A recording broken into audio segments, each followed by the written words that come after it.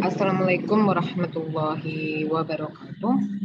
Bertemu kembali di mata kuliah teknik penulisan karya ilmiah.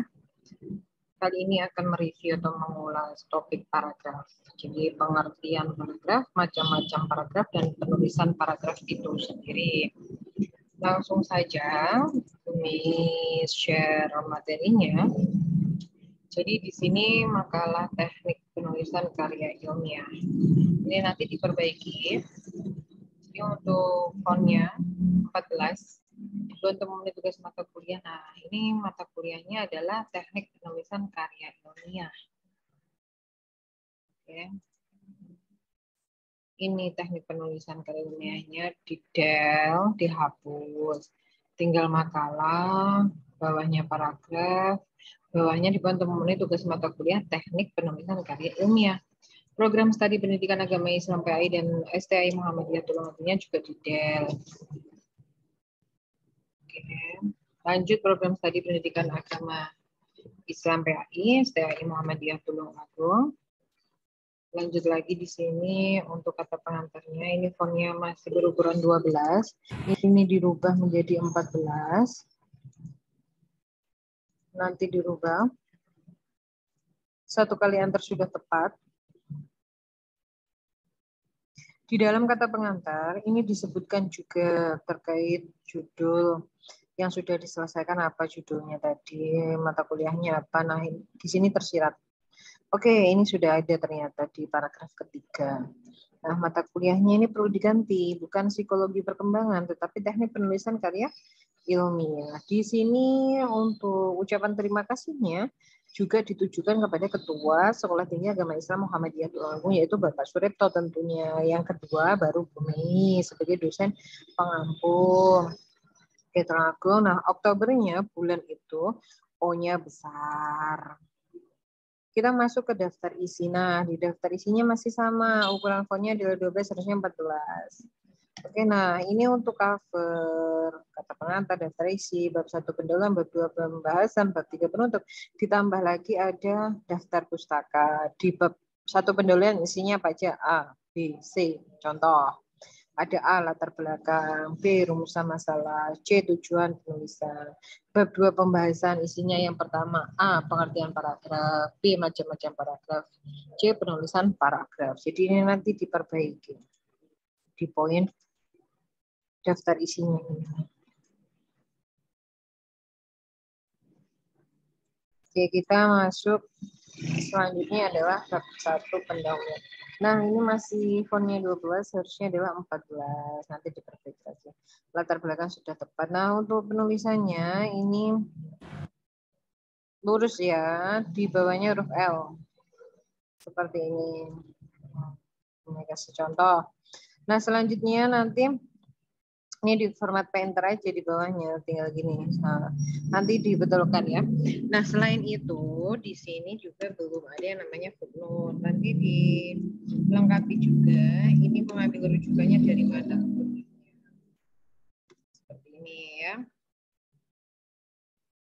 Ini nanti juga dilengkapi dengan faktor. Faktor itu kalau penulisan bahasa Indonesia yang baku, faktor pakai K atau pakai C.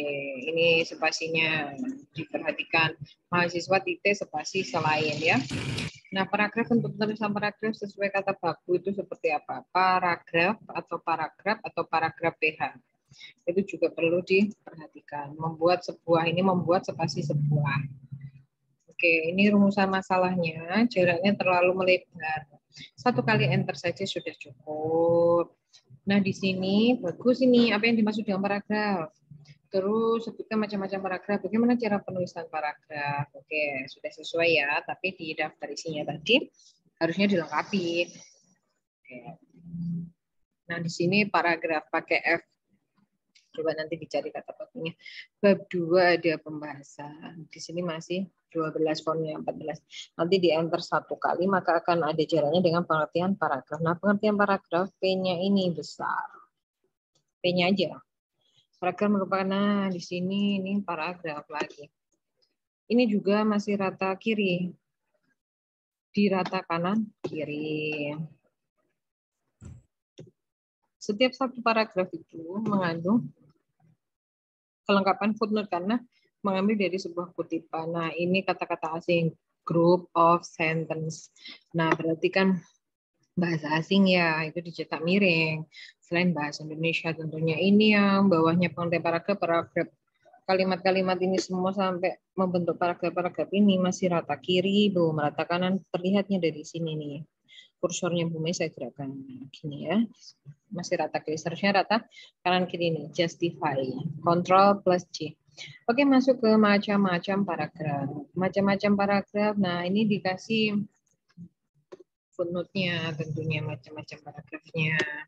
Biar jelas namanya, karya ilmiah harus bisa dipertanggungjawabkan sumbernya dari mana. Kalau tidak bisa dipertanggungjawabkan, dikhawatirkan plagiasi atau hanya copy paste saja, seperti itu. Jadi memang penulis itu harus benar-benar membuktikan dari mana muasal sumber dari isi materi yang disampaikan ini. Ini dia kan pakai bahasa Inggris ini. Ini kita masuk ke paragraf ini juga. Contoh paragraf bisa nanti. Nah, kita masuk ke sebelah sini. Ini kenapa dia tidak black alias tidak hitam ya untuk tulisannya. Coba nanti diperbaiki lagi nih penulisannya, fontnya. Oke, kita masuk ke paragraf expositif. Nah, di sini juga tidak ditemukan adanya paragraf sama sekali. Itu perlu dibaca berulang-ulang, diulangi lagi dari atas sampai bawah seperti itu.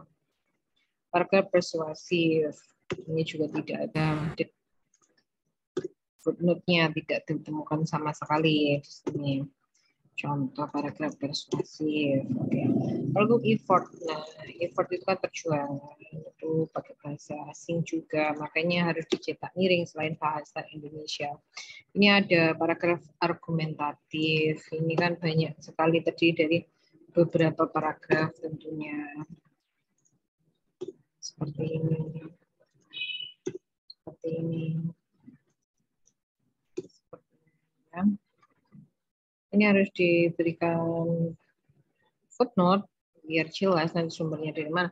Nah, ini cara penulisan paragraf. Jadi di sini seharusnya diberikan prolog atau pengantarnya gini. Cara penulisan paragraf sebagai berikut seperti itu. Jadi nanti bisa untuk meletakkan footnote kalimat topik atau kalimat utama. Oke, seperti apa? Berarti di sini dikasih footnote-nya, di sini juga dikasih footnote-nya. Terus habis itu komentar akhir ini. Selanjutnya kita masuk ke bab 3 penutup. Nah, masih fontnya 12. Nanti diganti dengan font ukuran 14. Kesimpulan paragraf. Jadi ada 3 ya kesimpulannya tadi. Nah, kita tidak memakai yang namanya bullet and numbering. Sorry, tidak memakai yang namanya bullet, kita pakai yang numbering. Jadi dibuat aja, kalau memang kesimpulannya ada 3 poin, bisa jadi 3 paragraf atau bisa jadi 3 poin. Poin 1, poin 2, poin 3. Kalau di sini ada 2, kesimpulan dan juga saran, maka kesimpulannya ini A, sarannya menjadi B. Daftar pustaka, ini juga masih 12, fontnya seharusnya 14. Nah, untuk penulisan daftar pustakanya ini harus disesuaikan, ya.